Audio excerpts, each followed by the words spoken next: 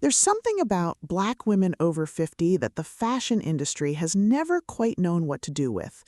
You are not soft in the way they expect. You are not fading in the way they assumed you would.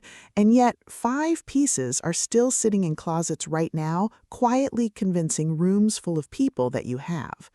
Before we get into it, if you're new here, this is Melanin Rock Fashion. And if style with substance is your thing, hit subscribe now because you are going to want the rest of this list. Today, we are naming names, 5 pieces that are aging your image without your permission and exactly what to replace them with so the next room you walk into meets the real you. Let's start with the boxy, elastic waist blouse. You know the one. No shape at the waist, no shape anywhere really, just fabric hanging in a straight line from shoulder to hip, like a curtain someone forgot to hem. It usually comes in a soft floral or a muted solid, and it always promises comfort. I am not here to take your comfort away from you. I am here to tell you what that particular kind of comfort is costing you. A blouse with zero waist definition does something specific to the eye. It removes the one line on your body that tells a room you have shape, you have form. You are a woman standing in front of them, not a shape floating past them. When there is no waist to be defined, the eye stops looking for you altogether. It just registers fabric. And fabric does not command a room. A woman does. Here's what nobody tells you about that boxy blouse. It was designed for convenience, not for presence. It exists so you never have to think about tucking, belting, or fitting anything to your actual body. But every time you reach for convenience over intention, you are quietly telling the room the same thing. I did not think about this today. And rooms remember that. They remember it even when they cannot explain why. The replacement is a fitted wrap blouse or a soft blouse with a self-tie belt at the natural waist. It does not need to be tight. It needs to acknowledge that a waist exists. A deep terracotta wrap blouse tucked cleanly into a pair of tailored trousers with a slim gold belt creates a waistline that the boxy version could never give you. Suddenly, there is a top half and a bottom half to your silhouette, and that division is doing more work for your presence than you realize. It is the difference between a woman who got dressed and a woman who got dressed on purpose. Try this test in the mirror. Look at yourself from the side. If you cannot tell where your ribs end and your hip begins, the piece is hiding you. Find the belt, find the wrap, find the waist. That is where your next great blouse is hiding, in your closet or on the rack. The second piece, and this one might sting a little, is the calf-length pleated skirt. Midway down the leg, always paired with tights or opaque hose, always paired with a cardigan on top because the whole outfit was clearly built around modesty first and everything else second. I understand the instinct. Modesty and elegance are not enemies, and I would never ask you to abandon what makes you comfortable in your own skin. But the calf-length pleated skirt has a specific problem, and it is a problem of proportion, not of coverage. That length cuts the leg at the widest, least flattering point of the calf, visually shortening you and adding bulk exactly where you do not need it. Pleats add movement, yes, but they also add volume, and volume at that specific length reads as bulk rather than elegance. Combine that with opaque tights and a cardigan, and you have built what I call the church usher silhouette. Respectable, yes. Powerful, no. And there is a difference between respectable and powerful, and only one of them gets remembered after you leave the room. The replacement is a straight or slightly A-line skirt that ends just below the knee or drops all the way to the ankle, no in between. The knee and the ankle are both flattering stopping points. The calf is not, and it never has been. A charcoal ankle-length skirt with a subtle front slit, paired with a fitted knit top and a statement belt, moves when you walk instead of just hanging there. It photographs beautifully because it has intention built into the length itself. If you love the pleat, keep it, but let it fall the full length of the skirt so it becomes a design detail instead of a volume problem. Length is not a small decision. Length is the decision. Get it right, and the rest of the outfit takes care of itself. The third piece, and this one might sting a little, is the oversized mock neck sweater worn completely on its own, with nothing else happening in the outfit. Chunky knit, high neck, long sleeves, usually a muted neutral, and absolutely no jewelry, no scarf, no structure underneath, nothing framing your face at all. It feels cozy, it feels safe. It is also, I need you to hear this clearly, erasing your neckline entirely. Your collarbone and your neck are one of the most quietly powerful areas of your whole silhouette, and a mock neck worn alone buries that area completely under fabric that goes all the way to your jaw. When there is nothing to see at the neckline, the eye has nowhere to land except your face, and if your face is not perfectly lit and perfectly rested every single time you leave the house, that oversized mock neck is doing you no favors. Presence is built in layers, and this piece has stripped every layer away and left you with one flat plane of fabric. Here's the deeper issue.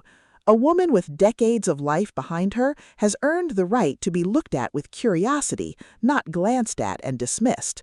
An unbroken mock neck with nothing else happening invites a glance. A layered neckline invites a second look. That is the entire difference. The replacement is simple, and it costs you nothing. Keep the sweater if you love it, but drop the neckline. Choose a crew or a V instead of a mock, and add one piece of statement jewelry, a chunky gold chain or a pair of bold hoop earrings that catch light against your skin. A camel V-neck knit with a substantial gold chain necklace and your hair pulled back so your face and neckline are both visible does more for your presence in 3 seconds than an entire mock neck outfit does in an hour. Necklines are not decoration. Necklines are invitation. Give the room something to be invited into. The fourth piece is the everything beige outfit. Beige blouse, beige cardigan, beige trouser, sometimes even a beige bag to match, all in nearly identical tones with zero contrast anywhere in the look. I know why this happens.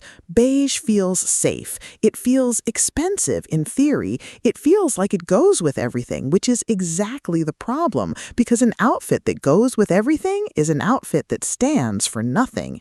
When every piece on your body sits in the same narrow tonal range with no contrast, the eye has no entry point. There is no light, no dark, no color story, nothing for the brain to process as interesting. Monochrome beige does not read as quiet luxury the way people think it does. Quiet luxury still has contrast, still has texture, still has one moment of tension somewhere in the outfit. All beige, no tension anywhere, reads as one thing and one thing only: invisible.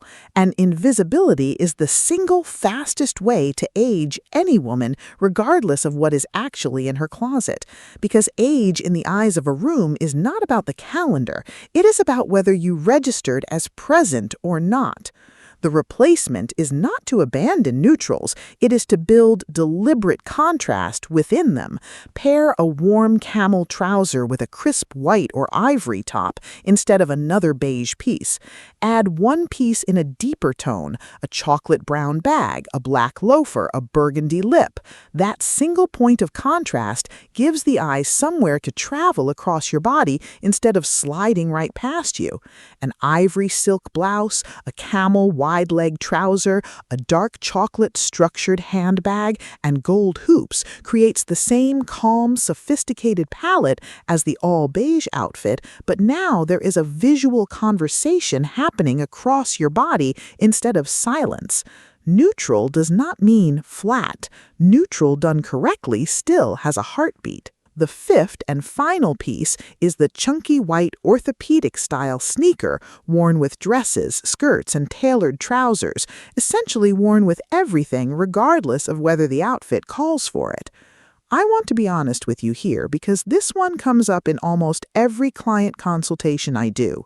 Foot comfort matters. I will never ask a woman to sacrifice her actual physical well-being for a look, and if that sneaker is what your feet genuinely need, we work around it, not against it.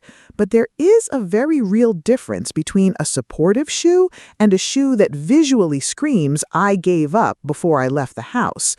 A thick white sneaker with a rounded, bulky sole sitting underneath a flowing dress or a tailored trouser creates a jarring visual break at the ankle.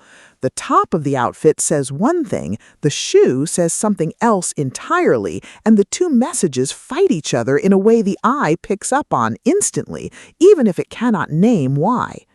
A shoe is not just footwear, it is the final punctuation mark on your entire look, and a heavy white sneaker under a refined outfit is like ending a beautifully written sentence with the wrong punctuation mark entirely. The replacement, and this is the good news, is that supportive does not have to mean bulky anymore. There are sleek leather sneakers, low block heel loafers, and structured flats with genuine cushioned support built in that look nothing like the orthopedic silhouette people picture when they hear the word support. A cream leather sneaker with a slim silhouette, a soft block heel mule with real arch support, or a leather loafer with a cushioned footbed can carry you through a full day and still finish your outfit instead of undercutting it. Pair a navy shirt dress with a sleek white leather sneaker with a slim profile and gold hoop earrings, and you get comfort and completion in the same shoe. The goal is never pain. The goal is never sacrifice. The goal is simply choosing the version of support that still speaks the same language as the rest of your outfit. Here is what all 5 of these pieces have in common, and I want you to really sit with this before you go check your own closet. None of them are ugly. None of them are wrong to own. Every single one of them was simply built for convenience first and presence second. And convenience, worn piece after piece, day after day, eventually adds up to an entire silhouette that reads as someone who stopped deciding. That is never actually true about you. You are still deciding things every single day about your life, your family, your work, your peace. The only thing missing is that your closet has not caught up to how deliberate the rest of you already is. The 5 replacements we walked through today, the wrap blouse with a defined waist, the ankle or knee-length skirt, the open neckline with statement jewelry, the neutral outfit built with real contrast, and the sleek, supportive shoe, all do the exact same job. They let the world see the woman who is actually standing there making decisions instead of a woman who quietly disappeared into her own closet. Which of these 5 pieces did you recognize in your own wardrobe? Tell me in the comments. I read every single one of them, and I always reply. If this video helped you see your closet a little differently today, share it with a sister who needs to hear it too, because she's standing in front of her own mirror right now wondering the same thing you were 5 minutes ago. Give this video a like, and if you haven't subscribed to Melanin Rock Fashion yet, do it now, because next week we're breaking down the 5 accessories quietly making your whole outfit look 10 years older, and you don't want to miss it. I'll see you in the next one.